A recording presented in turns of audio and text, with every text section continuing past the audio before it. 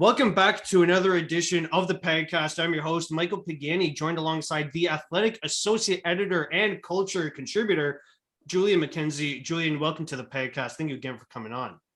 Thank you for having me on the Pagcast.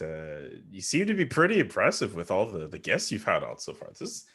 I feel pretty special. This is pretty cool. You want me on the same podcast you've had like James Duffy on.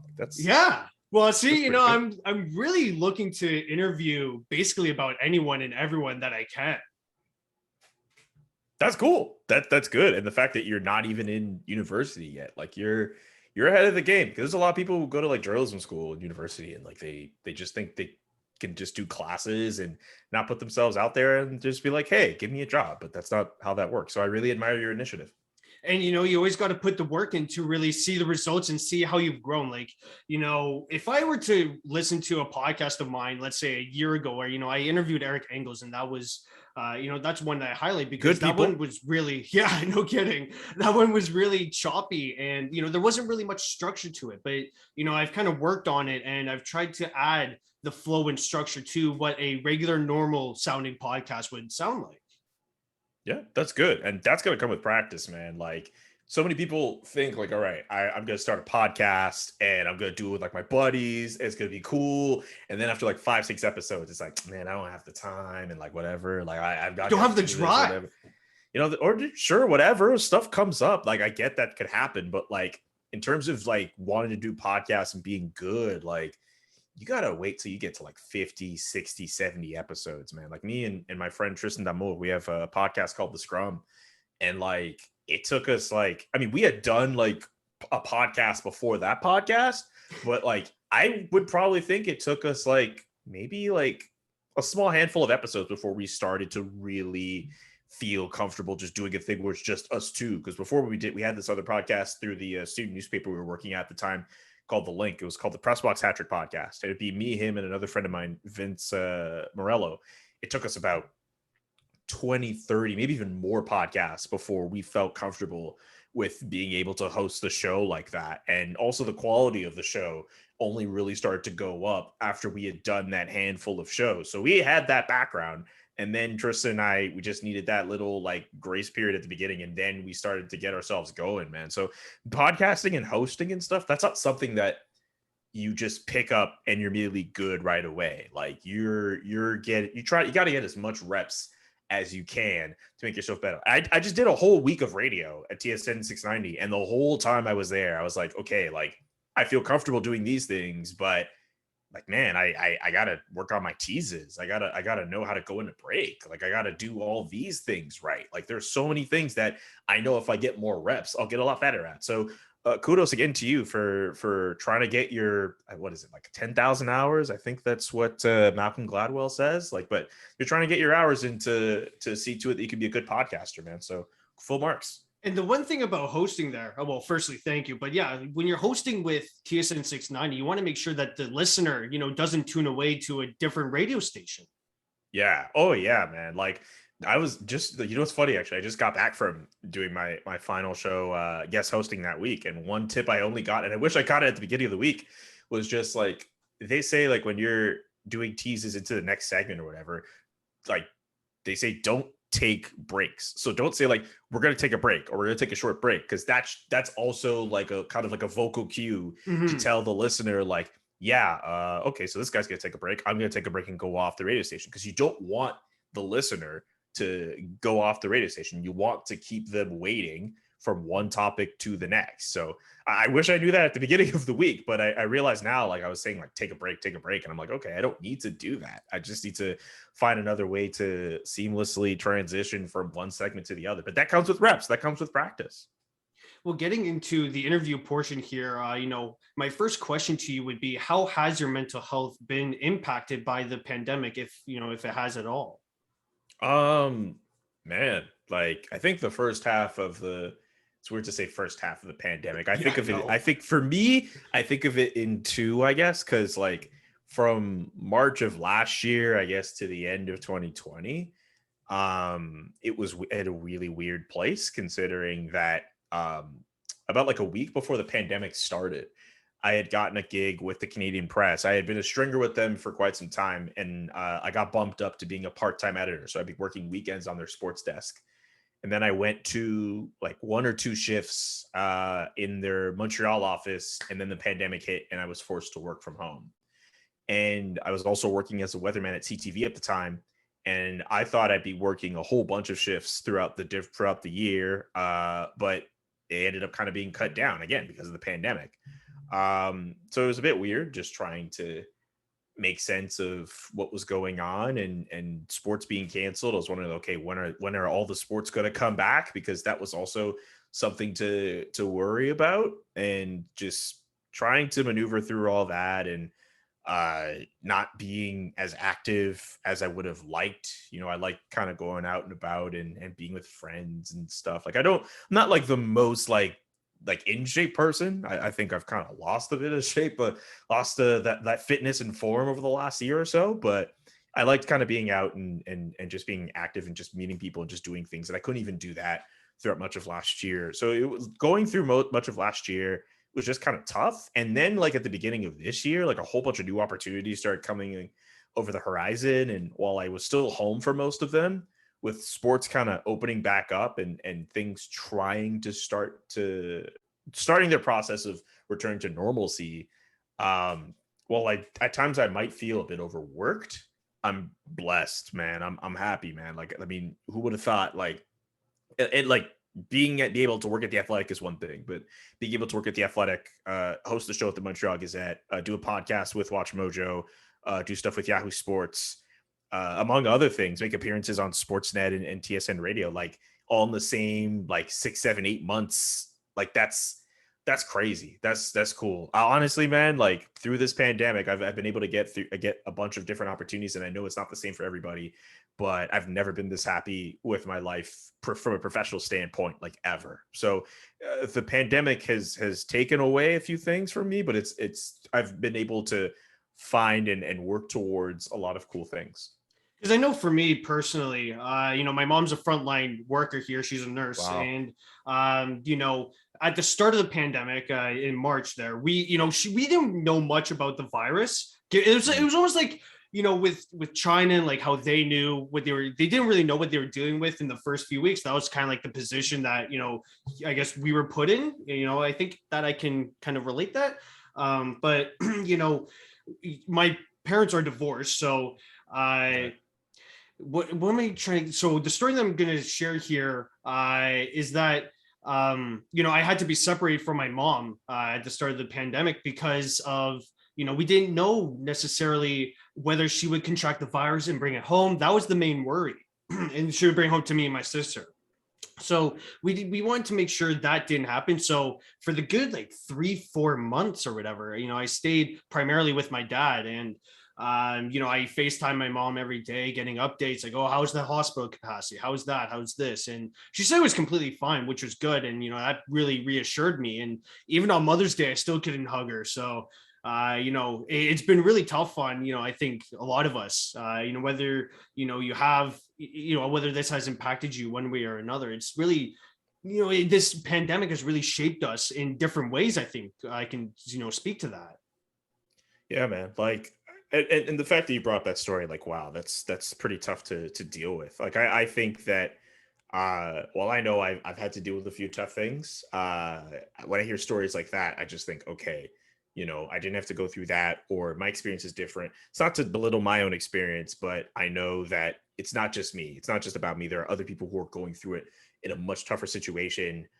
People who've lost lives due to COVID, right? Like that's tough. I know friends who've lost friends because of COVID, or know people who had COVID. Like, I knock on wood, I'm happy I haven't had the disease at all. So yeah, it's been tough for a lot of people, and I've just tried to be as compassionate as I can to a lot of my friends who might not be feeling in tip-top shape, or not really up to doing a lot of different things, just because like it's not easy for anyone to go through anything like this.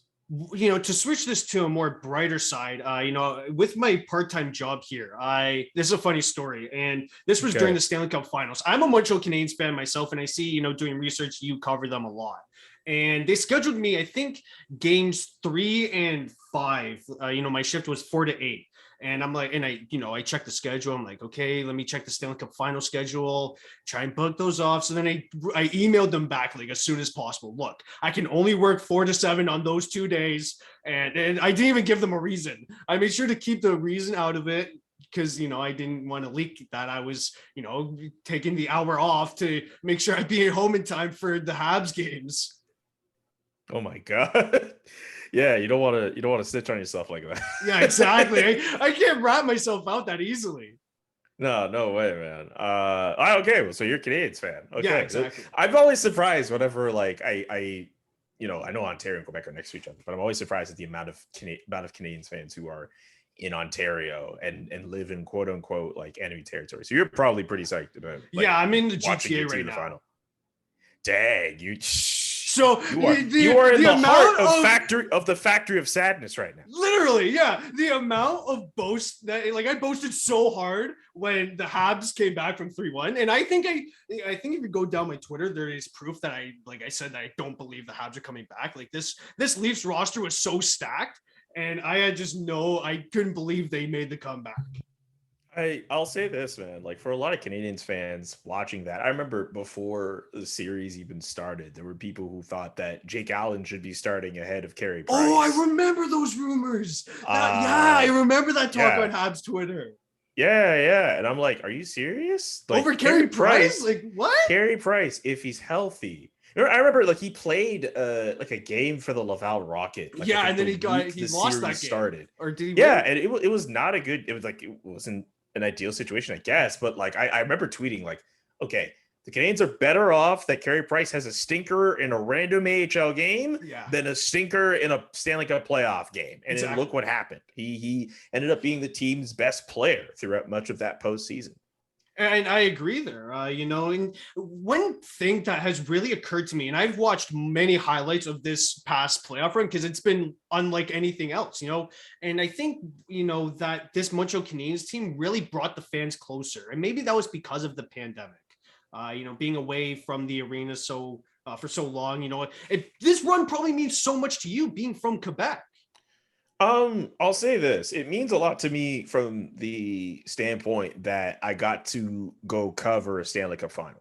Mm-hmm. And like, as someone who has only been working at the Athletic since March, like, to go from just being an editor to being given the opportunity to write about Canadiens games during the playoffs through a column that I think every one of my bosses thought was just going to last the first round. It was just like, all right, we'll just give Julian something to do. And then it turned into busy work. It actually turned into busy work. And then like during the final, I was like pitching story ideas. Like that was really cool. So for me, from a personal development standpoint, like it meant a lot to be able to write a lot and appear on all these different platforms for a team going into the Stanley Cup final, but also just to see like my friends who are like big like Canadiens fans just lose their minds. Like you mentioned the fact that like this is probably a run that brought a lot of people closer together. Like in Quebec, like this was something that, it brought a lot of people together. Like the premier, Francois Legault,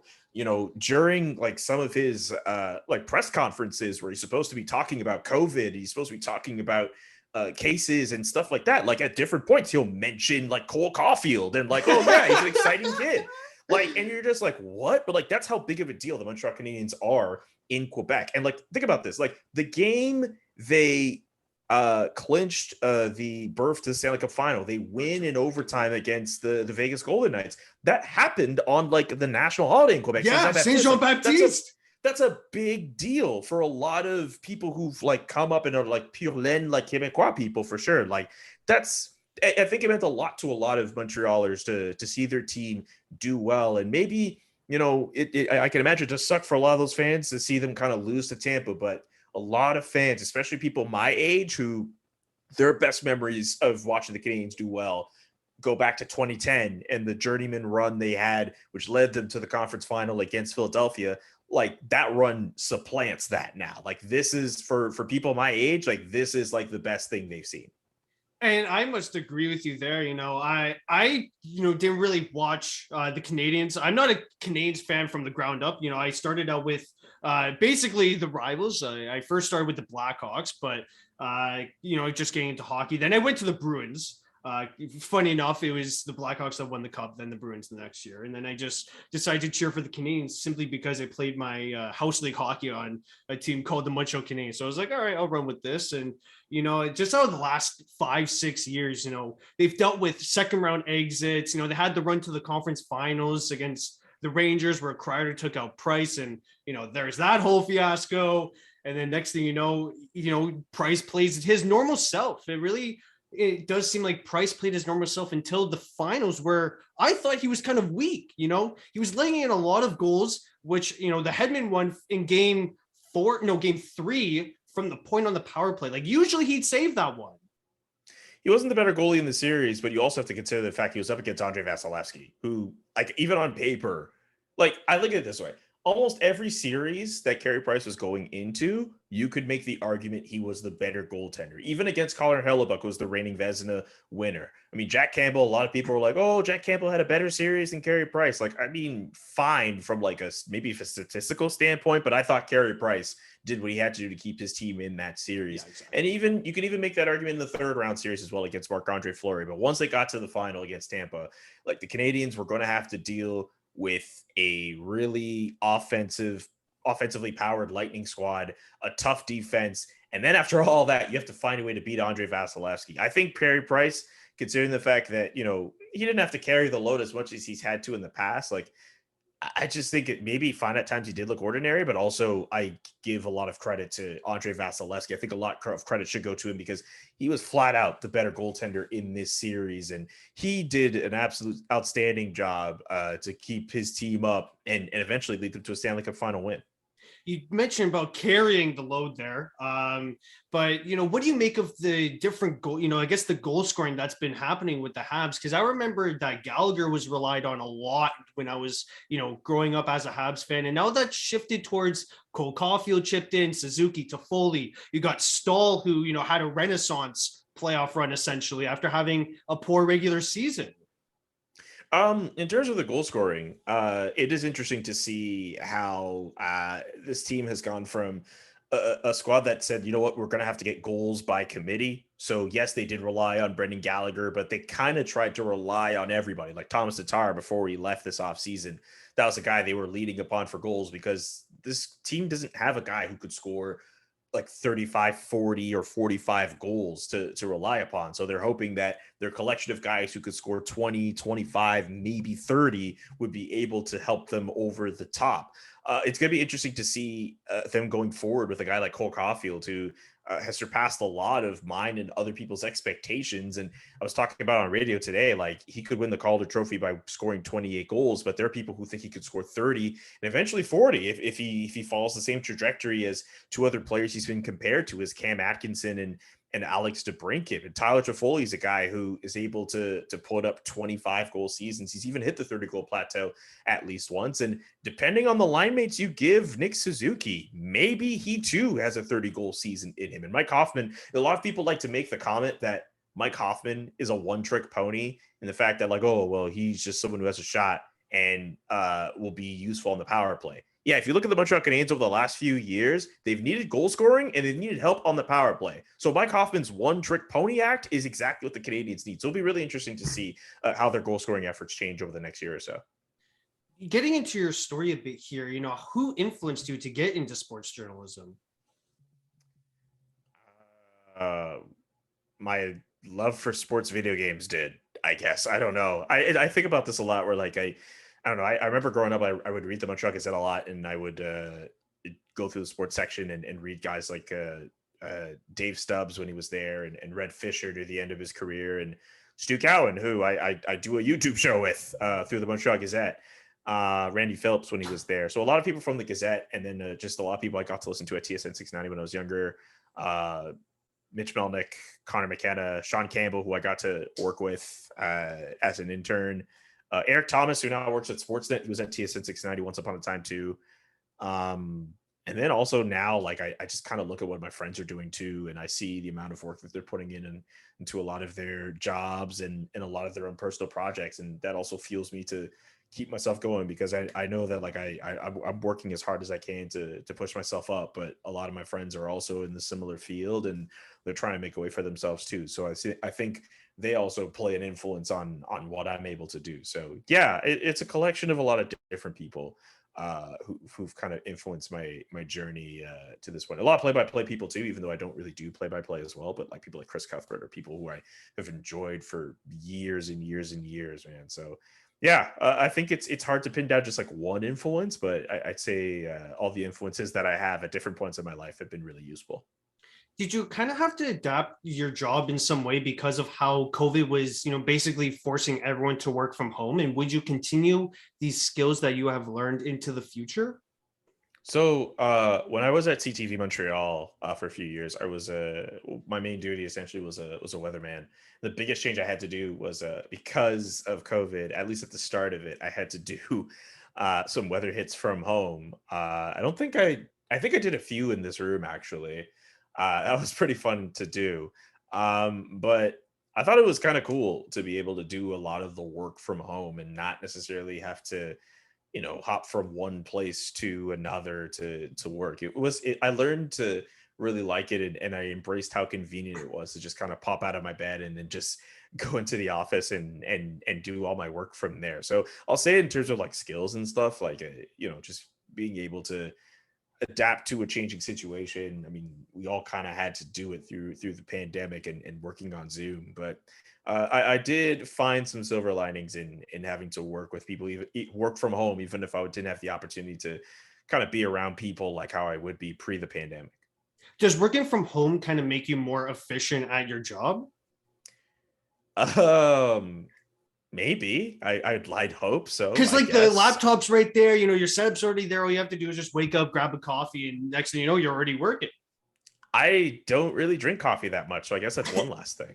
But yeah, I definitely like how convenient it is to just like walk up and just do work for a few hours and do everything from there. And if I want to, if I have to do like a podcast recording, like it's right there. I don't have to jump from one place to another to do that. So yeah, I definitely embraced how convenient it all is to just kind of have like a one-stop shop for recording podcasts and writing stuff and even doing a TV appearance. I've like the few times I've been on Sportsnet, like I've just like how we're talking on Zoom right now. That's pretty much how it's had to work.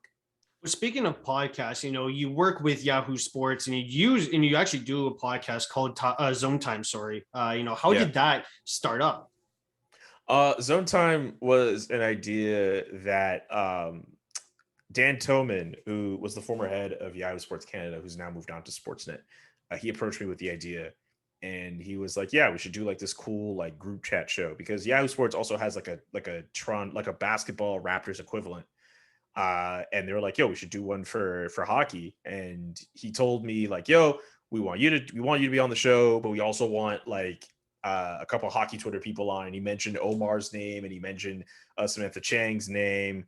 They mentioned Rahef Issa as well. And I also suggested Avery Lewis McDougal. I was like, dude, you got to do this show and involve Avery because he's got takes, he's smart, and he's able to do this stuff. So yeah, I when they pitched me on that show, the topics pertaining to the NHL and the fact that the cast and characters are like super diverse because like we're so used to watching like hockey shows where it's just like the same white guys like talking about hockey, and I get it, like there's always going to be a market for hot white guys talking about hockey, but like it's cool to see that like we can all talk hockey and we don't take ourselves that seriously except for when it comes time for us to take things seriously, especially when it's come to Logan Mailloux and the Chicago Blackhawks. Like I think we have a good group of people who are able to be serious and nuanced with their opinions while also being relatable to a lot of people who consume content over Twitter, for example. So, and a lot of people from our respective age groups. So yeah, I'm really proud of what we do at Zone Time every time we're on. It's one of my favorite things I get to do. So I'm really happy that people are watching it. I actually did want to talk about the Logan Mailloux and Chicago Blackhawks scandal because that is just Sure. polarizing. So we'll go with Logan Mailloux first. when the Habs announced the pick, and it was so stupid and foolish of them to do that. Like, Bergevin made the simplest mistake I've ever seen him make at any draft. I'll say that, like, it just still was just a bit shocking. Like, I'll say this about Logan Mailloux, like, he made a very bad mistake, and it's something that he needs to atone for if he wants to earn that second chance. And I know a lot of people are saying, oh, well, a lot of media are crucifying the kid and they're trying to end his career before it even starts or whatever. I mean, I think, like, when that story came out from The Athletic, where the victim of what had happened in Sweden was saying that she didn't get a sufficient apology, like, I'm sorry, like, that raises a flag for me. I'm like, okay, how genuine is Logan's, like, apology, right? But even if, he may or may not have been genuine, he at least put up the statement saying that he did not want to be taken. And what the Montreal Canadiens essentially did, whether their intentions were good or not, whether their intentions were to truly rehabilitate him or not, it sends the wrong message. It says that, like, you know what, you did wrong. Maybe you didn't necessarily atone properly for what you did, but we can fast track you to rehabilitation because you are a good hockey player. And people like to bring up the examples that, oh, well, there's all these other guys in the National Hockey League who are not good people. Like, the Montreal Canadiens are supposed to be a model franchise in the National Hockey League. They're, you don't have to hold them to that same standard. And other teams have had to deal with those situations. They've had their way of dealing with it as well, where no one's saying that, like, that's okay to let Austin Matthews act like a fool in the offseason, or Patrick Kane to have his off-ice transgressions, or Evander Kane with his own. No one's saying that. It's just that the Canadiens found themselves in a situation where they could have totally avoided it, and they just decided to jump into it. It's a very confusing decision. I completely understand why a lot of Canadiens fans were very upset about it. And, I guess because this comment, right, it's always it's the one that I see, like, oh, yeah, if you always have to release a statement about drafting a player right after you draft him, it's probably not a good idea. And, that does hold true. I found it embarrassing. Like, it's almost backstabbing to the whole fans. And, Mark Dumont, who really does a great job for covering the Habs, he's a contributor for their website, was radio silent after the draft pick. And I really do feel for those who, cover the Habs for, 15, however many years it is. And it really was just polarizing and shocking to see, Montreal mess up a draft pick so easily. I will give Montreal media this. Like, I was very surprised at how uniform and universal the opinion was in slamming the pick. Like, I thought, like, I'm glad it was. I thought someone would have been like, whatever, there's good to it, or someone would have tried to find a way to not really ask about it in media availabilities. But I remember that first media availability with Mark Bergevin, like, every question about the pick and everyone asking, like, no one eased up on Mark Bergevin. I'm like, wow, okay, this is really happening. Like, everyone on this is really, like, trying to take the Canadiens to task. I was pleasantly surprised at that. Well, you mentioned the media availability, and the moment that I really love, that really speaks, I guess, volumes, is when Marc-Antoine Godin asked Trevor Timmins, about why, Logan Mailloux, he puts out the statement saying, he doesn't want to be drafted. So why do you think otherwise? And then, Timmins sits there in silence for, 20, 25 seconds and asks, to clarify the question. It boggles my mind. Yeah, it just goes to show. I mean, the Canadiens could have prepared for this a lot better, but they also could have avoided this situation entirely by picking somebody else. To watch that draft and see them do that pick, and then watch the Blackhawks trot out a number of women behind Stan Bowman in light of the allegations. It was a pretty crappy way to end the first round of the draft, honestly. So, I just think the Canadiens could have put themselves in an avoidable situation, but this is the decision they decided to make, and they're going to have to, they're going to go through with the plan that they put out after the fact. But I totally understand why a lot of Canadiens fans, I know there's a few fans who have been dumping on the media and being like, oh, you guys are too harsh, but there are a lot of other Canadiens fans who feel that the Canadiens deserve to be taken to task. So I completely understand where they're coming from. And I think that whatever they do, whatever help they do with Logan is, as much of a need for the victim as well, if not more. They have to also help the victim out.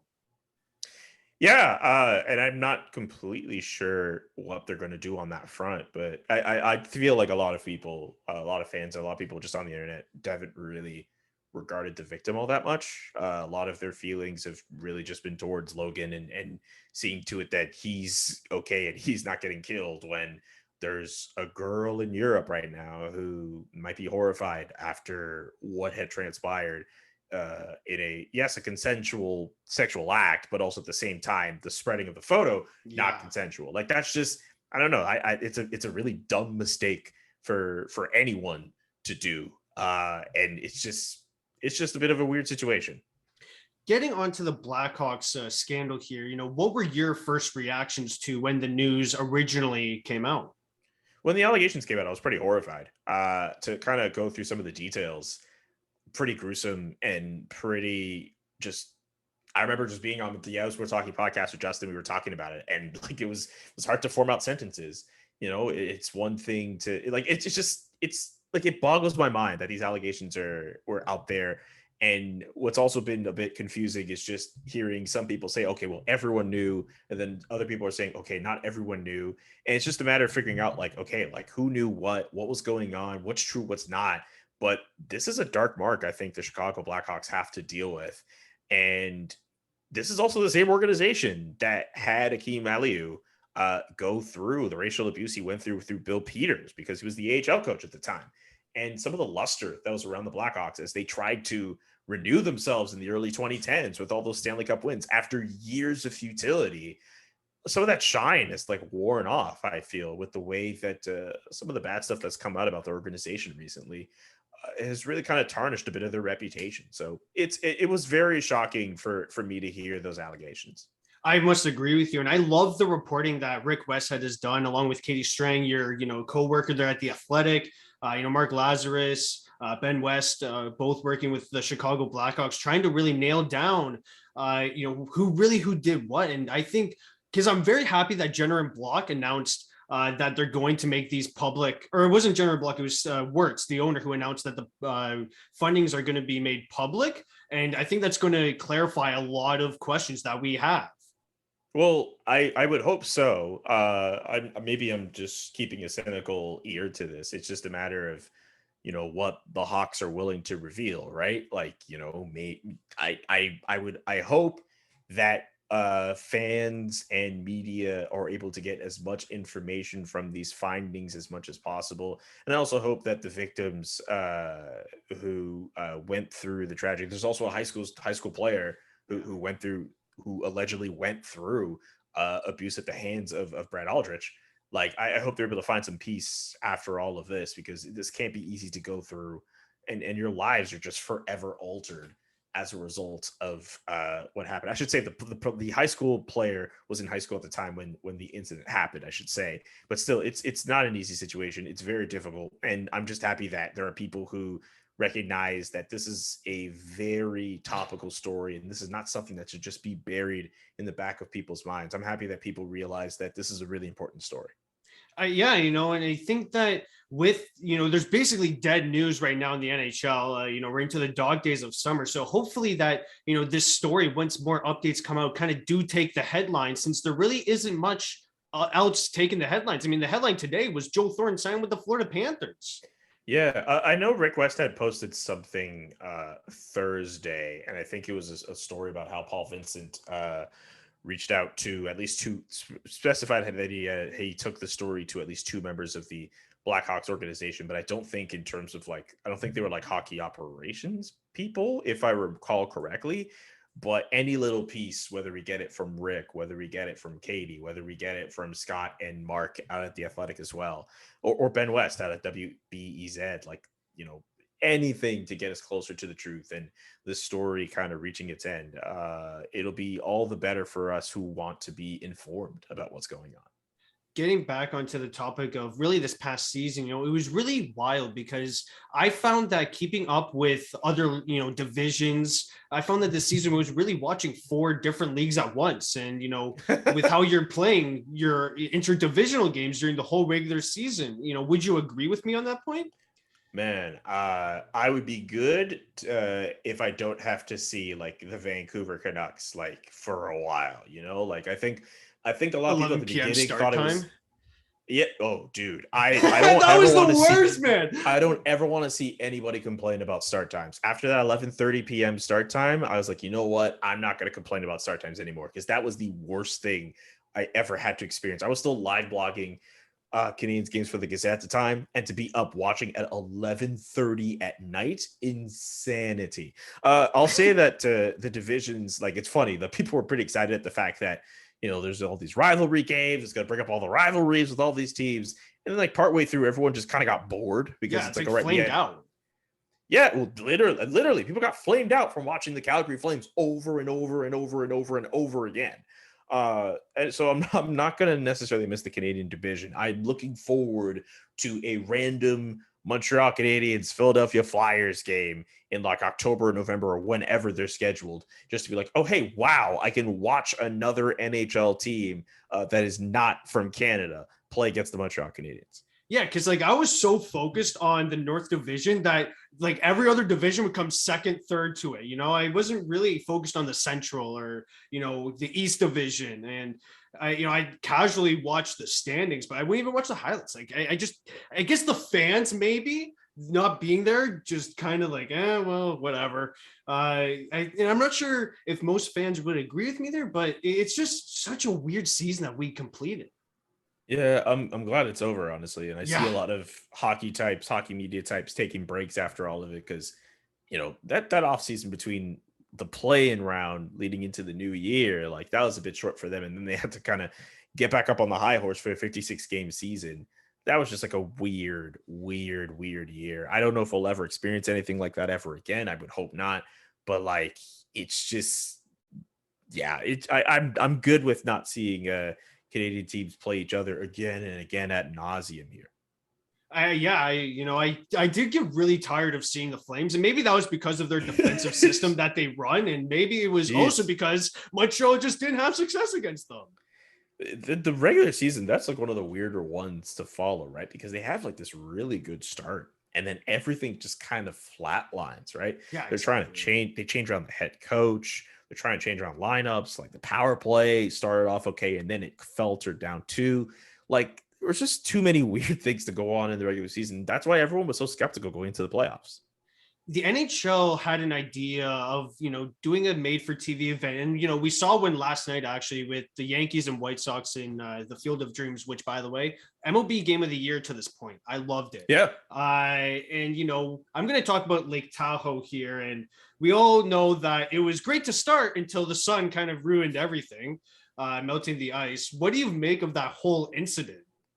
That was kind of funny to hear. Imagine just like, trying to play a hockey game and you realize, oops, the sun.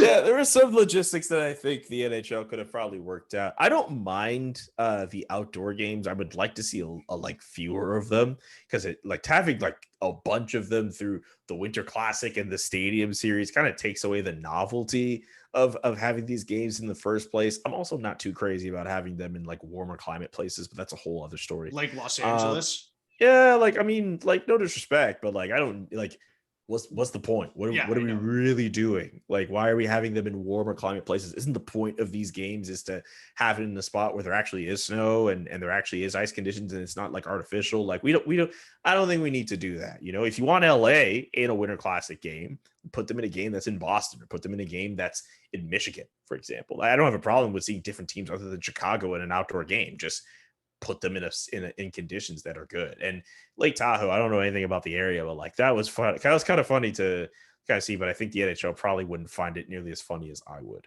One site that I would really love to see the NHL go to next would probably be, in Alberta. And I'm now forgetting the name of the place. Commonwealth Stadium, you're thinking? Not Commonwealth, but it's a natural park site. And I literally went to Alberta 2 years ago and I took photos there. How am I forgetting this? I can't believe like it. Banff? Are you thinking of Banff? Yeah, sure. We'll go with Banff. And so there's Banff. There's. But I hope it is. I just listed off a name. I can't think of the damn Lake Louise. I can't think of the damn place. This is so annoying. Do you want to take a minute and research it? I'm cool with that if you want. This is unreal. I don't That's even so know what to funny. search. And for some reason, Lake Louise. There you go. Okay. Yeah, I said Lake Louise. Yeah. Yeah. So okay. That's one place I would love to see the NHL go to. Now, obviously, they have to work out like natural park logistics and get the confirmation from probably the province of Alberta. But yeah, I'd love to see the NHL do a game there. That'd be cool. I'd like to be able to go to an outdoor game just to say I did. I'll say that, like, yeah, I'm cool with them doing outdoor games in Canada, and just as long as it's not something that's like 3 or 4 of them a year in different places. Like, just limit the number, make it a special thing, or if nothing else, do 2. If you want to do a Winter Classic where you insist on having American teams in it, fine. Like, or an American team and a Canadian team, fine. The only other one I think would be cool is to bring back like the Heritage game, where you have like 2 Canadian teams go at it. Like that's okay too, but like no more than those 2 games. I'm not crazy about the stadium series. I'm sorry. Yeah, I just think I do agree with you on the novelty part there. I think that once you do too many, it's almost like an overabundance and you're overdoing it and you're not really maximizing the true value that really brings a Winter Classic with fans together. For sure. But at the same time, the NHL is probably looking at it from the standpoint where they can at least maximize their profits, because you're putting all those bums in the seats at Ann Arbor, like, okay, you're making quite a bit of money from those games. So I'm sure the NHL, while I would like the novelty respected, they're probably just like, okay, let's try to make some money off of these big venue stadiums hosting these NHL games. Being from Montreal like you are, what does it mean for you to cover such a storied franchise? It's pretty cool. It's awesome that like I know like Arpin Basu and Marc-Antoine Godin are the main people for the Athletic who cover the Montreal Canadiens, and I know I kind of am like a third, like an alternate who could just kind of step in and do stuff. But the times I've been able to be around the Montreal Canadiens, whether it's through them or the Gazette, like it's pretty special. I thought I didn't think I'd be in the situation as soon as I am now. But when I realized it was within striking distance after I got out of school, I was like, okay, I got to make this like a thing. And to say that I've accomplished that goal, being in press conferences and asking questions and writing stories, and being able to talk about the Habs as well at different platforms, like that really means a lot for me to be able to do that for my own personal development as someone who wants to, go far in sports media. And that's really cool for me to do. Speaking on this past season for the Montreal Canadiens, like we have been, they really opened up this season going on a tear. I think they won 12 of their, first 13 games. And then they really struggled to win games at all, whether it was in regulation or in overtime. What do you make of that struggle? I think the Canadiens just kind of ran into, I mean, when you're not playing all your games against Vancouver, I mean, that's one thing, right? Like a lot of those wins came against like a Vancouver, but it's funny to see like Ottawa, a team that no one pegged to do anything of note. They ended up being a thorn in a lot of teams' sides. Like I tweeted out, like at the end of this season, like the only 2 teams who could really feel good about their seasons from the North Division are Montreal and the Ottawa Senators, because the Ottawa Senators can point to almost every team in the division and be like, yeah, you know what? Maybe you guys might have beaten us more times than not.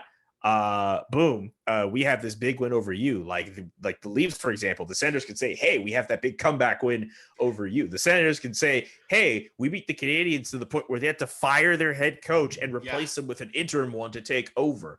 I think the struggles that the Canadiens went throughout the season, like it was quite something to see. It wasn't something I particularly expected. I thought this was going to be a team that, with the players that they accumulated, maybe they'd just be an easy top 2, top 3 team. And to see them kind of crawl to 4th was a bit surprising. And that's why my expectations for the team kind of went down once they entered the Stanley Cup playoffs. And I know I'm not alone in that. Yeah, I think that the Habs, right, they were kind of cursed from the Chris Johnston tweet when he said the Habs were a juggernaut. And then that's when they plummeted. So I blame Chris Johnston. Yeah. Oh, dude. Man. CJ. Shout out CJ, man. I like to tease him about the juggernaut tweet every now and then, bro. Because CJ, man, I don't think he realized what he did, man. He was just harmlessly tweeting on Twitter about how they're a juggernaut. I think he had a point. Like, he had a point. This team, this Canadian team with the acquisitions they made in the offseason and their start, like, yeah, I think it was easy for a lot of people to not fall into a trap, but a lot of people to just feel that this was a much different Canadiens team. And it turns out most of us who felt that way were right. It's just they had to push through a week rest of the regular season, man. But CJ, dude, man, like, cut him some slack, man. He tried his best, man. I know a lot of people in Toronto are probably still upset at him for that, but like, yeah, hey, like he was right. He was right. The Toronto Maple Leafs, teamed up with Amazon for the All or Nothing series that I'm super excited for, because you mentioned the comeback, win for Ottawa over the Leafs. How excited are you for that series? I don't know if I'm excited as like some of my other Toronto Maple Leafs friends who've been trying to tweet through the pain. It's kind of funny to see. It's funny that like people over the last few days were like, "Where's this documentary? Where's this documentary?" And I'm sure there are a few people who are like, "Okay, you know what? We could wait because we all know how this is going to end." Yeah, exactly. I'm intrigued at all the stuff that they're going to fill in to at least get us to watch, because we know how the Leaf season ended, right? Like we all know what happened. And even in the trailer, like Will Arnett is all like, yeah, we lost again. So then how it ends. But I'm intrigued at how they show off some of the personalities and what other cool stuff we get to learn about the Leafs throughout that year. I think it's cool to see NHL teams get the documentary treatment through the All or Nothing series and really get the inside on what they're really like behind closed doors, especially in a year where we were going through the pandemic and we don't have locker room access. So it's pretty cool to see that there is something like that where we can see what it was like for the Leafs players to go through the season that they did. How much do you miss that locker room access? A lot, because like it's not the same to be on Zoom and like put your hand up and hope that like the Canadiens PR team will pick your question. Like the coolest thing about going into the Canadiens locker room, I'm sure it's the same in like other Canadian locker rooms. Like you're outside the locker room with a horde of journalists, and it's kind of like the running of the bulls where like they open the hatch and then all the bulls kind of just run through, and like you run into the locker room and there are different players around and everyone is just trying to get a microphone in someone's face and trying to get audio from somebody. And there's like a fun like rush of like just like going in and talking to guys, but also there's the idea that like not everyone's story is going to be the same. Like a lot of people could be going to Carey Price after he goes through like a 36 save performance, but that might mean that Paul Byron's left alone on the side and you might be able to get Paul Byron. Of course, like because of the mass amount of people in the Montreal market, Paul Byron even would get like 4 or 5 people around him, just as Carey Price is getting the majority of the horde. But still, like it's cool to have those different types of stories from those one-on-ones you can get if you're able to work your way through that. But on Zoom, you're just not able to get any of that. And there are a few players who play on the Canadiens this past year, like Corey Perry, that like Montreal media will probably never truly get to really know beyond those Zoom conferences. And I really am going to miss Corey Perry and what he brought to the team. He was on the practice squad or the taxi squad, whatever it was, for the start of the season. And once he was inserted in the lineup, he never got out. So props to him for keeping up the hard work at his age to stay in the lineup. And he really formed a great fourth line with Yoel Armia and Eric Staal later in the season. Yeah, he has a lot of hockey in him. I was still pretty surprised that he only got signed when he did, like late in the free agency process last December. And the Canadiens just kind of had him just on the lineup, just helping out with that fourth line. And yeah, that fourth line with him, Staal and Armia, the fact that they were physical, the fact that they were able to maintain offensive zone possession, and they were able to get offensive production out of it. Like that was probably the biggest surprise from the Canadiens throughout that playoff run. Because a lot of people were wondering, okay, where are the goals going to come from with the way they're deploying their lines? If you would have told me that like the fourth line at the beginning of the playoffs was the reason why the Canadiens were going to get goals on the board, I'd look at you like pretty weirdly. I'm like, really? Like these guys? Like what? Nothing against those players, but like you're not expecting the fourth line for the Montreal Canadiens to be the line that puts a team over the top. One little wrench in the, I guess in the season was the whole, mandated quarantine for trades during the regular season there. Did you expect many trades to happen because of that mandated quarantine? I wasn't really sure what to expect, to be quite honest with you. It was quite enlightening to hear certain players say that, what, they either did want to get traded into the Canadian bubble or other players express no interest in being in that.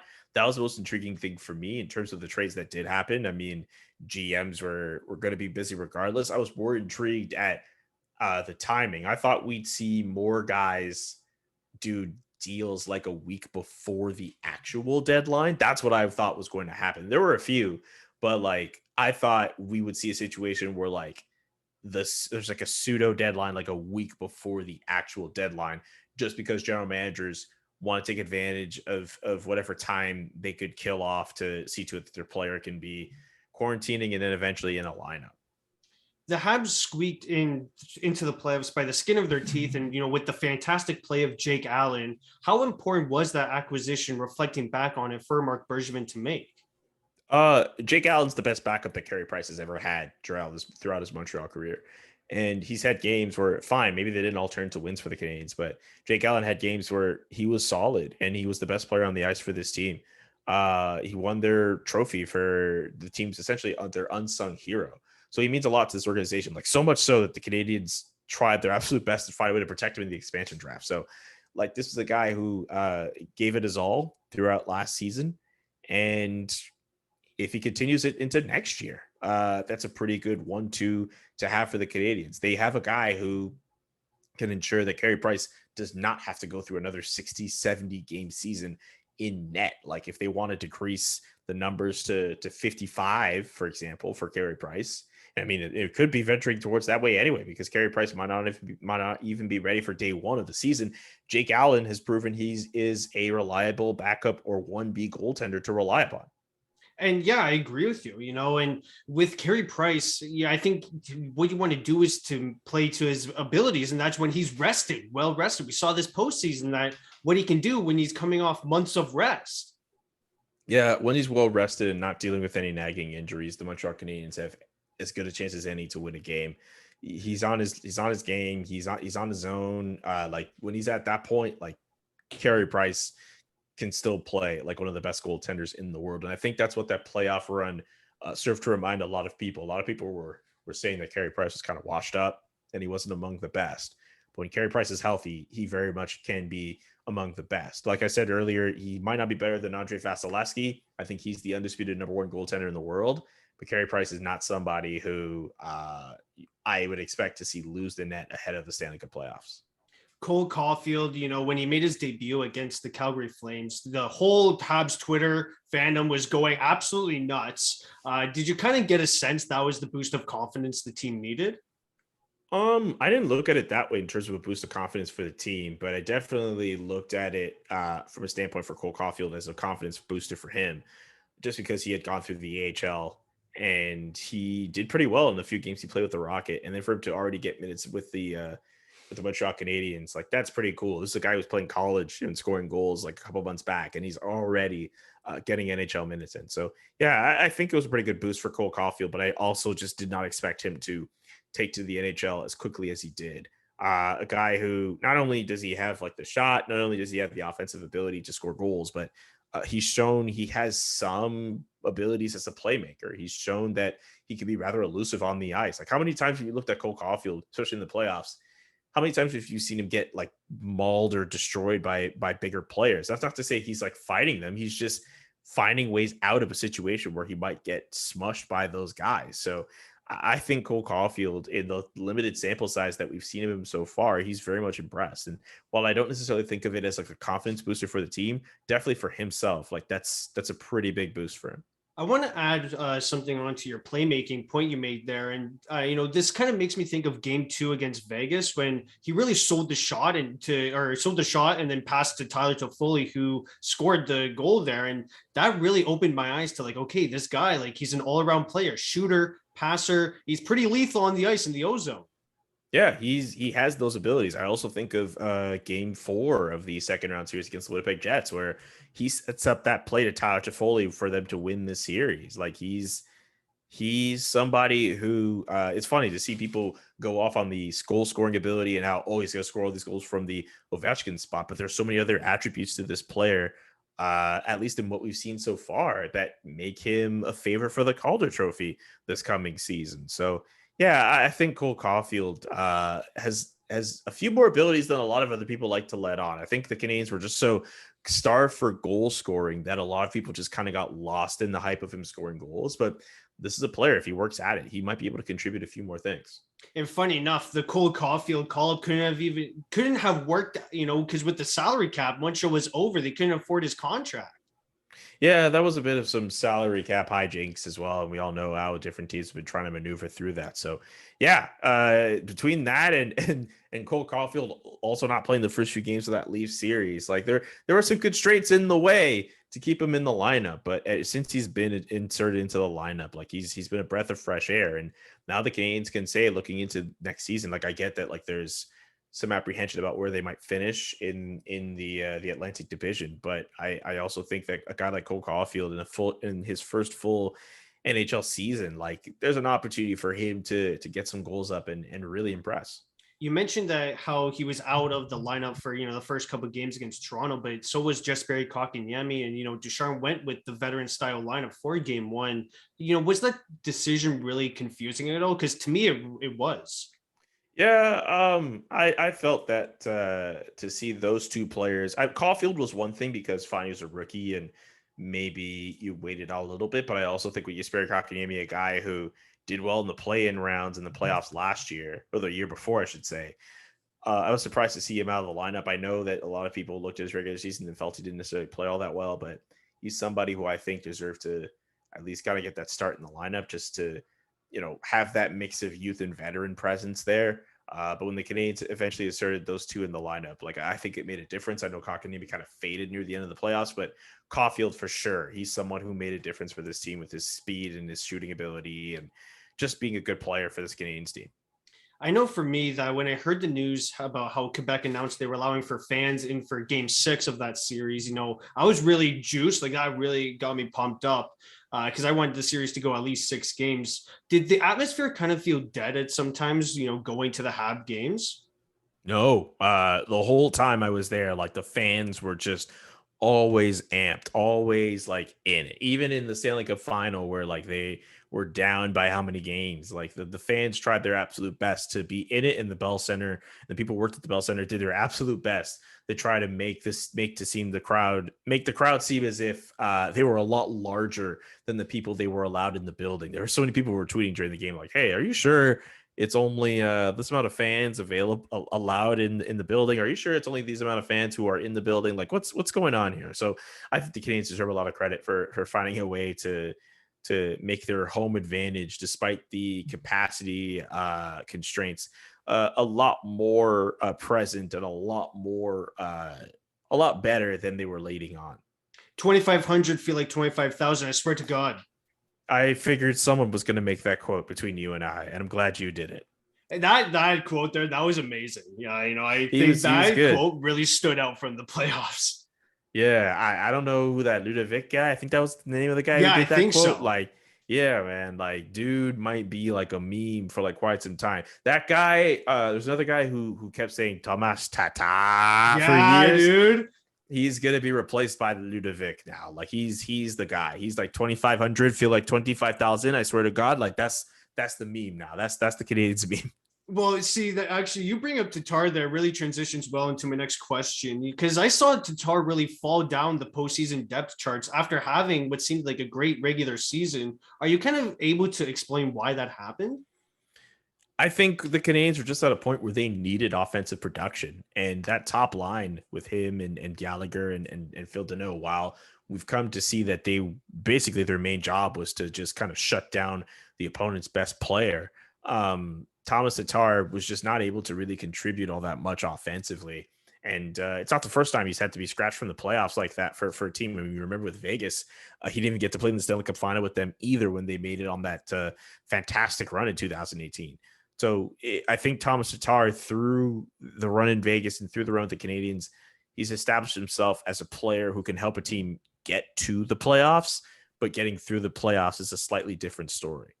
What perspective are you going to take on the Habs losing Phil Deneau and how they're going to replace that defensive awareness? Are you going to say, okay, well, Nick Suzuki, he's shown that he's really good in the D zone. He has good awareness there. Jesperi Kotkaniemi, it's time for him to step up offensively as well. Jake Evans as well. I think he'll get a Yeah. lot of look for that as well because he's someone who has proven that he can do good things defensively, try to hold up his own against the other team's best players as well whenever he's been called upon to do so. He's someone who I wouldn't be surprised if he's penciled in as like the team's number 3 or number 4 center heading into the regular season. Of course, the Canadiens could opt for Mathieu Perreault or Cedric Paquette to take up those bottom 6 lines, but I'd be stunned if Jake Evans didn't have a place in this team because he's somebody who this is a guy who has quite a story, right? Playing at Notre Dame, 7th round pick, like, and now he's turned himself into an NHL player. Like that's somebody who I think could at least try to fill Philip Deneau's role. I don't think he necessarily can be at that same elite level in terms of his defensive forwardness, but I think Jake Evans could at least take a stab at it. And I'd be very surprised if he was on the outside looking in heading into the season when it comes to the lineup. Going into round 2 against the Winnipeg Jets, I thought the battle was really between the pipes between Carey Price and Connor Hellebuck. How much excitement do you get from a goaltending duel like those two?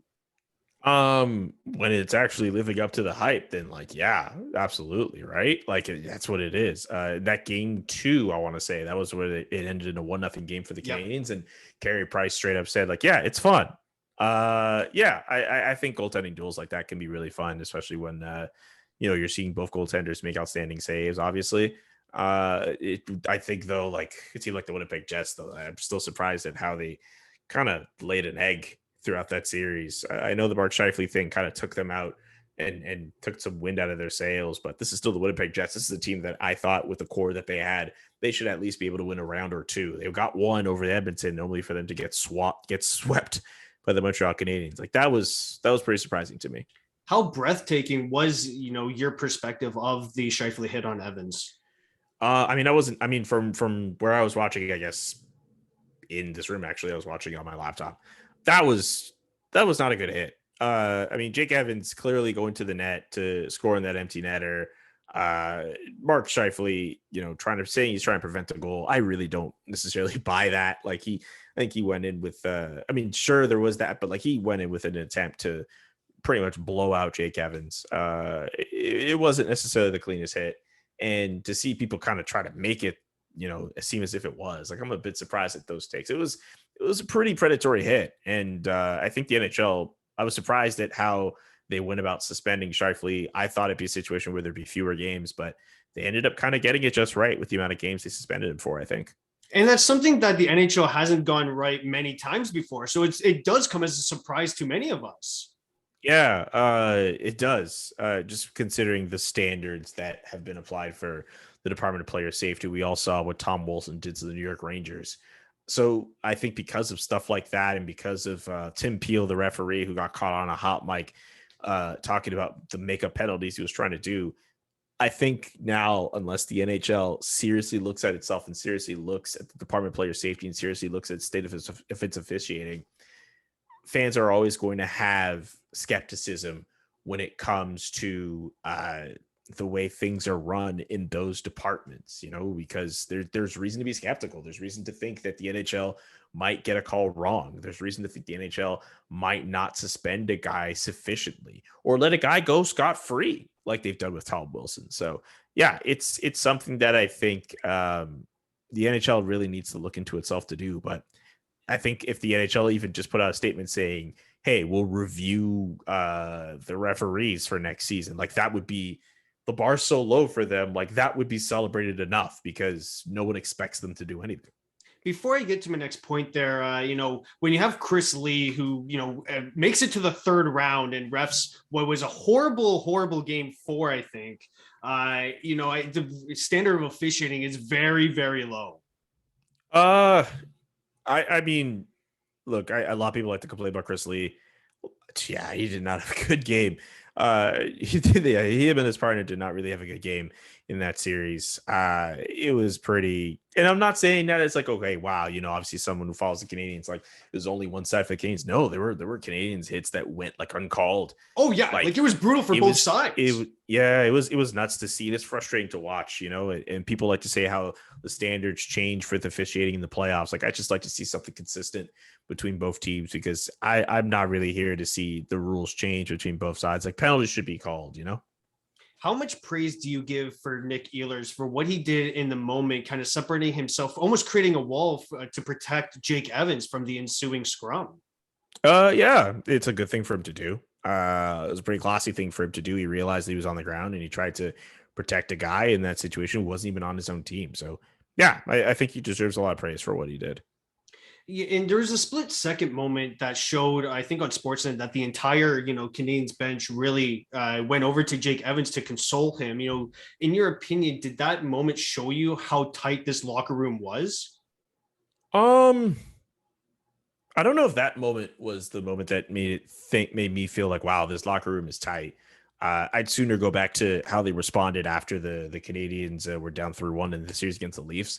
But I'd imagine for a situation like that, in almost any locker room, if guys are tightened enough, like they would probably do the same thing. It was a pretty dangerous hit. But yeah, I think there were a couple other. I think it was among the moments that Canadians players can always go back to and see how their team responded after the fact. I wouldn't say it's the moment that brought the team closer together, but it's definitely something they can look back on and be happy with how they responded after the fact. Going into round 3 against Vegas, it was kind of like the same storyline that we saw against Toronto and Winnipeg with how Montreal. I haven't thought about all these series in weeks. Yeah, well, dude, this is what I'm talking about. Like, I'm going through the whole season because this season was so remarkable for Montreal Canadiens fans. It's unreal. I should have brought water for this. That's my mistake. Yeah, we're round 3. Yeah, sorry. I not to cut off your question. It's like the same storyline. They're the underdog. Vegas is going to complete the sweep, just like how Craig Bunn said that Toronto was going to sweep the Habs. Then he got memed all over Twitter for it, which, by the way, props to Habs for doing that. And with how Winnipeg did, they're going to sweep the Montreal Canadiens. How do you think Montreal used this underdog status to their advantage? They did because, look, I think when a lot of people like to go me against the world, I know Tyler Toffoli was saying something along those lines after the Winnipeg series. Like, I think they clearly realized that not a lot of people were picking them to do much of anything throughout the playoffs, let alone win series. So I think when you have that mentality, sometimes you're just kind of able to just kind of go out there and just kind of do what you need to do and not really worry about the pressure. If the Canadiens would have bowed out in the first round, I think a lot of people would have been disappointed considering how the season started. But considering how the rest of the regular season went, I think a lot of people would be like, well, that's pretty much what we expect. And I think the fact that not a lot of people were putting all that pressure on them, at least at the start, like I think that kind of fueled them going forward. And people got to remember, like that locker room that was there. I mean, we talk about Corey Perry and Eric Stahl. I think their veteran leadership was necessary for that group. Those are guys who have won Stanley Cups before. So I think they were leaned upon a lot for their experience in those moments. I also like to thank GM Jim Benning for once again messing up, a huge free agent there with Tyler Toffoli, leaving him on the market for 3 days for the Habs to pick him up. That was huge for Mark Bergevin to acquire him because obviously him and Caulfield and Suzuki have, an incredible chemistry. I think there are people in Vancouver who are still cursing out Jim Benning as we speak for letting Tyler Toffoli go. I was very surprised that Tyler Toffoli was available for any team outside of the Vancouver Canucks, considering what he was able to do in Vancouver. If memory serves, I think Tyler Toffoli even scored like an OT winner against the Canadiens when he was with the Vancouver Canucks the year before. So at least I remember he had like a really good game at the Bell Center. I remember being at that game. But like Tyler Toffoli, like, is a good like scorer for like almost any team. You don't need him as a primary scorer, but like the Canadiens were able to put him in a pretty good spot in their top 6. And I think he's fit pretty well with the Montreal Canadiens so far. So yeah, I can see a lot of Canucks fans cursing themselves through this last year. Having Samantha Cheng from the broadcast on Zone Time, I get a sense of how much Canucks fans really hate their own team. So seeing them still just like be really upset about losing Tyler Toffoli, it's really interesting to see. Jim Benning loves signing old veterans to very expensive contracts, to say the least. Hey, man, look, he was able to clear out some of them to Arizona. Arizona. In exchange for Oliver Ekman-Larsson and his salary. But hey, exactly. They got rid of JP and Antoine Roussel and Louis Erickson, so at least they did that. Ducharme went down with a positive COVID test, which is another storyline to add into the whole Habs season. How they had to also take it 2 weeks off because of, 2 COVID tests on their team. Did this, do you think that added, just I guess, a bow on the whole season. I mean, you mean by add a bow on the whole season? What do you mean? Like was that kind of, I guess what I'm trying to get at is, do you think that kind of added another storyline to this whole Well, season, yeah, how I crazy think, it was? yeah, obviously. Like, when the head coach of a team has COVID during the Stanley Cup playoffs, especially a guy who like was really excited about the fact that his team was able to get like within striking distance of the Stanley Cup final into the Stanley Cup final. Like, it was really cool to hear Dominic Ducharme talk about the fact that he was like so happy about being named head coach of this Montreal Canadiens team and being able to take his team to the Stanley Cup final, only for him to end up like watching games from home because of COVID-19. That being said, Luke Richardson, I think, did an admirable job in trying to just kind of pick up where Ducharme left off in his steed. And while he will return as an assistant for this Canadiens team, I think this run might be enough for him to just consistently get consideration for NHL teams going forward, personally. So, yeah, I think there was a silver lining to it where they saw that like the coaching staff that's still in place. I have to say, I look at Luke Richardson in a completely different light after this postseason. I thought with all the changes that had been made throughout the coaching staff, I thought Luke Richardson was going to end up gone at one point, because I think of what the defense was like in previous years, like leading into this past year. And I'm like, okay, well, I'm not sure what's really going on here. Is Luke Richardson the guy they still need on the bench? And after all that, they let Claude Julien go. They let Stéphane Waite go. Luke Richardson is still there. And it turns out, yeah, they really needed Luke Richardson behind the bench.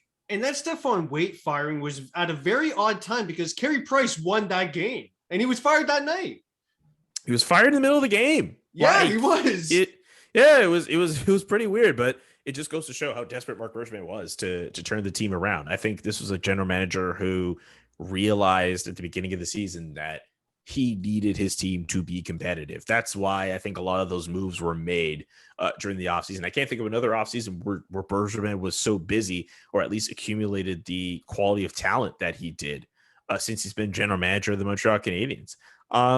I think also that like just between that and seeing them kind of trend downward, like he even kind of invoked it himself, like it kind of was a bit reminiscent of the year prior where they went on 2 8-game winless streaks. He could not afford to see his team do that. So yeah, it's the Stéphane Waite thing was pretty unfortunate. Just it might be weird on the surface, but when you consider that Marc Bergevin was trying to make his team a playoff team and not have them fall by the wayside like what happened to them the season prior, I understand the method to the madness, but it was pretty clear to me that Marc Bergevin was a bit desperate. I think during the Vegas series, Josh Anderson, who, Marc Bergevin did acquire there in the 1-for-1 trade with Max Domi, really came alive, driving the play for the Kotkaniemi line. How valuable was that Anderson trade looking back at it? He gives the Montreal Canadiens a power forward, something they haven't really had in a bit. And while I know that he kind of has the same patented drive to the net move, the Canes, outside of him, don't really have too many other players who could do that. So he does provide a use to this team as a power forward, and he's been able to score some goals as a result of it. And he's also quick as well. A lot of people were questioning his production in the playoffs, but I thought for a guy who only kind of came alive in terms of goal scoring in like that third round, I thought he was doing some good things. He was a guy who was pretty good on the forecheck. He was always hitting guys. He was being aggressive. There was like one game in that Vegas series where he pretty much took a defenseman out of the play, and Paul Byron took the puck and scored. Like, he basically threw a pick. But like when Josh Anderson's doing stuff like that, it's kind of hard to complain about his production and all that, because if he's able to do little things like that, the Canadiens are able to get some positive results as a result of it. And I love how Paul Byron was really a breakaway specialist for them this year. We talk about the goal against, Toronto that really in game 1, that was really epic. In Vegas, he had a couple where, Fleury tried a diving poke check. He missed. Byron scores. He goes top cheese on Leonard. I mean, the guy was magic on breakaways. He has that speed. He has that quickness. And again, he's a guy who just part of that leadership core, and someone who you could pretty much plug him on so many other different lines on this team. They're going to miss him as he'll be out with an injury pretty much up until Christmas. But his breakaway speed was on display for a lot of people to see in the playoffs. how funny was it for Leonard to, go out publicly and say his scouting report on Cole Caulfield, and then a couple nights after, Cole Caulfield literally snipes one on, Leonard top cheese, when Leonard says, oh yeah, Caulfield loves going top cheese. That was a pretty fun thing to have happen, especially of all players to have that happen. Cole Caulfield to score that goal.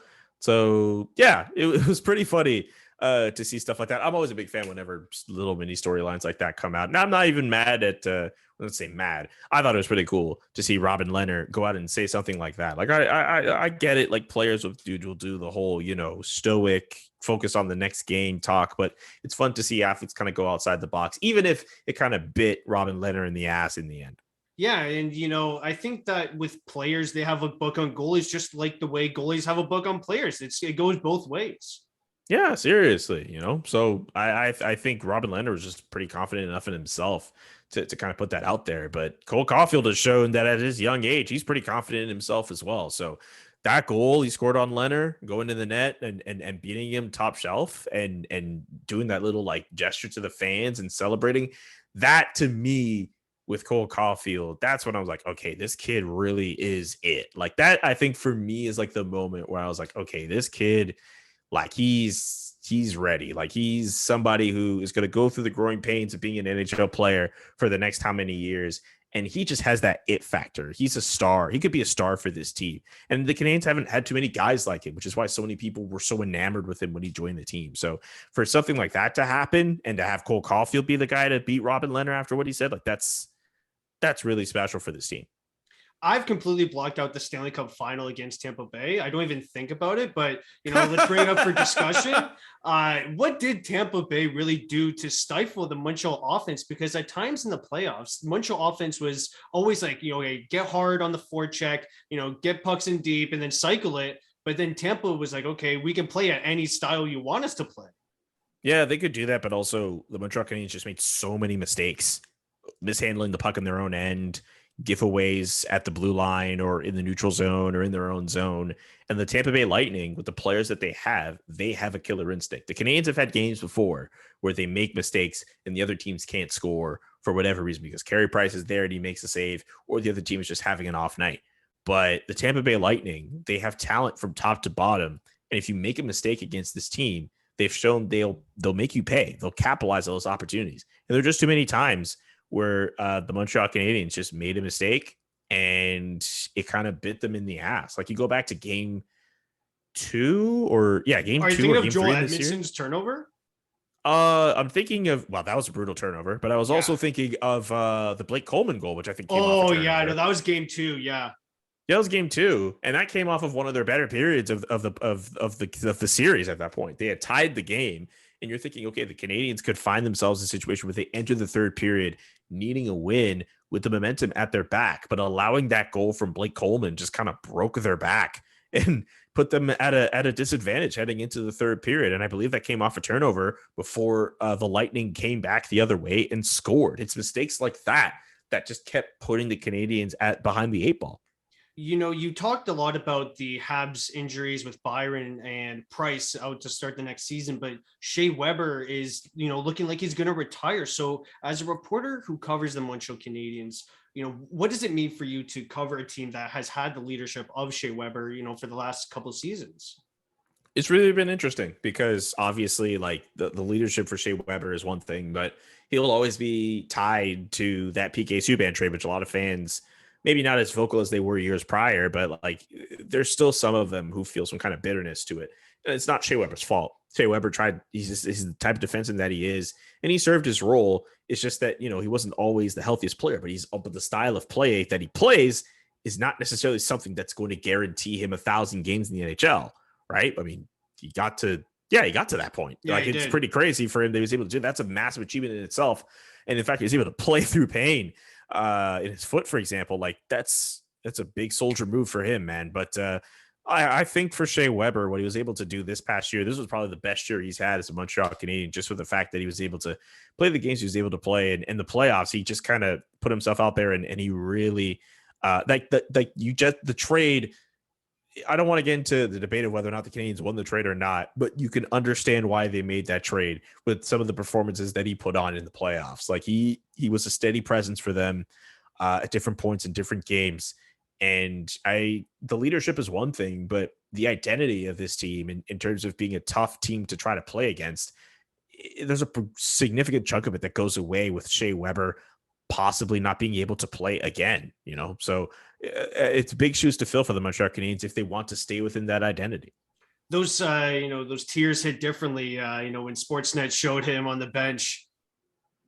Yeah. And also when they were, all those players were going to him on the ice and hugging him, right? Like, I think a lot of those guys probably knew this was probably Shea Weber at the end. I think with the way they all kind of went around him, like, I mean, they didn't necessarily do the same thing with Price, right? And Carey Price is like arguably the biggest reason why they got there in the first place. I think a lot of people in that locker room look at Shea Weber as like a father figure, a wily veteran who knows a thing or two about how to play at the National Hockey League at a high level. So there's a tremendous amount of respect from him, from players in that locker room. So definitely think a lot of younger guys, especially, were affected with Shea Weber not being able to hoist Lord Stanley's mug, and that's probably going to go down as his best chance, unfortunately. What do you make of Marc Bergevin's decision to expose Carey Price for the expansion draft? Like, what were your first reactions? I actually thought it was a pretty interesting move, and I thought it was pretty shrewd. It was a big gamble because the Kraken could have easily taken Carey Price and just said, hey, he's the face of our franchise. He's also a guy making over $10.5 million who's not necessarily the healthiest goaltender at the age of 34. So that would have been a serious thing for them to consider. And as I understand, like, the Kraken very much considered this. There were a lot of people who felt like, yeah, the Kraken should take him. I was of the belief that if I was on the Kraken side, I probably wouldn't take him. And because of that, that's why I thought, okay, well, I think what Marc Bergevin was doing is low-key a genius move, because if Carey Price, I think in either way, it would have worked out for the Canadiens. If Carey Price is gone, okay, they need to figure out their goaltending situation, but there are other cheaper options for them to kind of fill a hole to have a battery mate for Jake Allen. Because Caden Primo, I don't think he's necessarily ready to step in as an AHL backup just yet. He's better off just being an AHL starter for right now. But if it got to that point, Carey Price's salary comes off the books, and then all of a sudden the Canadiens could easily go big game hunting for a replacement to put in the net, but also another big free agent out there if they so chose, or if they want to make a trade, they could also accommodate more salary. But now they get to keep Carey Price, who, as I've mentioned before, keeps them in games. And he'll go through the surgeries. He's already gone through the surgery in his leg, but if he comes out healthy, maybe they get another decent run out of him, right? Like, it's something that there's some pros and cons to, but I think Marc Bergevin's move of leaving Carey Price unprotected, I think it was a pretty shrewd move. I think it was amazing. Looking back at it, you obviously want to protect Jake Allen, right? Because Jake Allen's been the best backup Carey Price has ever had, like you mentioned, and I think it was very important for Carey Price to have that that caliber of goalie behind him just because of rest. And, if the Kraken did choose Price's 10.5 contract, well, then that's 10.5 off the books for the Habs. That benefits them. And, the Price contract is always looked at as an albatross for Montreal. It's really been why Montreal has been having difficulties getting these free agents. There's a lot of people look to Carey Price and saying, like, okay, well, he's making 10.5. There's like 13-14% of your cap locked up in one player. Well, it's funny you say that, but this is also a team that was able to swing a trade Josh Anderson for Max Domi, and they got Joel Edmondson, they got Jake Allen, right? I'm trying to remember I think it was through trade, but still, like, they were able to get players. There's ways for them to do it. Mike Hoffman just joined the Montreal Canadiens as a free agent after the run that they had. I think I think there are a lot of factors that go into why a lot of people don't necessarily want to come to Montreal, but I don't know if Carey Price's contract is as big of an impediment of an impediment to the Canadiens luring free agents as opposed to some of those other societal factors like taxes, language, pressure, media. Yeah, I think like a lot of NHL players, if Carey Price is a different market, they jump at the idea of playing with a guy who may go down in the Hall of Fame go down into the Hall of Fame as a Hall of Fame goaltender, right? So yeah, I don't think Carey Price's contract is the biggest thing, biggest reason as to why the Canadiens haven't been able to lure free agents or other big offseason targets. Speaking of that language point there, you are a media member, and when you're in a bilingual, place like Quebec, Montreal is, how important is it for you to know both languages? It's pretty important because, like, I mean, it's the French is the main language in Quebec, and you'll be in press conferences where like a French language player will speak in French, and you'll sometimes, just to save yourself time, you might just take a quote from a that was in French and just translate to English if it's something that's pretty poignant to a story. Also, it's just cool just to know languages. Growing up, I went to like French immersion schools where I had classes that were in English and in French. Actually, funny enough, through this pandemic, over the last few years through work as well, like I've been able to make more and more friends among Francophone media members. And like, I try my absolute best when I'm talking with them to like speak French, and like they'll hear me like speak English and they'll be like, oh no, we'll speak English. I'm like, no, don't do that. I want to speak French with you. And not just like, oh, like the proper French. Like I want to be able to use the same like joie, the same slang, like Yeah, talk exactly. with them in the same way. Right. That's a whole part of it as well. Like it's one thing to kind of be like proper French and have all your conjugaisons right. But like I want to be able to like, use French slang with like a whole bunch of other like French friends. Right. So it's pretty important to be able to know both languages in the city. As we're closing off this interview here, do you have any advice for aspiring sports writers? That's a really good question, actually. Just be open to doing anything. Don't say no to opportunities if you feel it's good for you. Don't overexert yourself, because you don't want to put yourself in a position where like you go through college and then you're like, oh my God, like I'm just already burnt out. Yeah, just try to make yourself as malleable as you can to the business. If you go into journalism thinking, oh, I just want to be a writer, like, well, that's a bit short-sighted. You have to kind of accept the fact that, your writing might lead to people on radio being like, hey, you'd be a great like guest host or someone for a segment we want to do. And you got to make sure you're comfortable in front of a mic, or TV, for example, as well, that those opportunities could come. Put yourself in a position where you're open to doing different things through different mediums. And I think more opportunities could come to you as you try to enter the workforce. And the other thing I'll say is just, it's not just what you know, it's who you know. Not just like, hey, let me get an email for an exec at Sportsnet or something and try to make a name for myself. Like when you go through your classes, the person to your left or the person to your right of you sitting next to you, they might have similar ambitions. They might want to work in sports. You might think, hey, let's do a podcast together, or hey, let's just, work on a blog or something together. And hey, if you both go on into your separate ways and you work in sports media and you might need help from one another, that might help down the road. So connections are important. Just working hard at the end of the day is also important as well. You need to work hard and you need to put in some work outside of journalism classes. Like student media is really important, whether it's radio, whether it's TV, whether it's print, even podcasting on your own time for whatever you want to do. That also helps as well. So if you're trying to get into the field, put yourself out there, do as much as you can, and put yourself in a position where if you can be hired for a job, they have something they can look at in your file before they hire you. Well, I'd like to thank again Julian McKenzie for taking a big chunk of his time out to come on the Pagcast. Thank you again, Julian. Hey man, no worries. Thanks so much for having me, man. This was really cool to do. Best of luck for yourself going forward, man. This was really fun.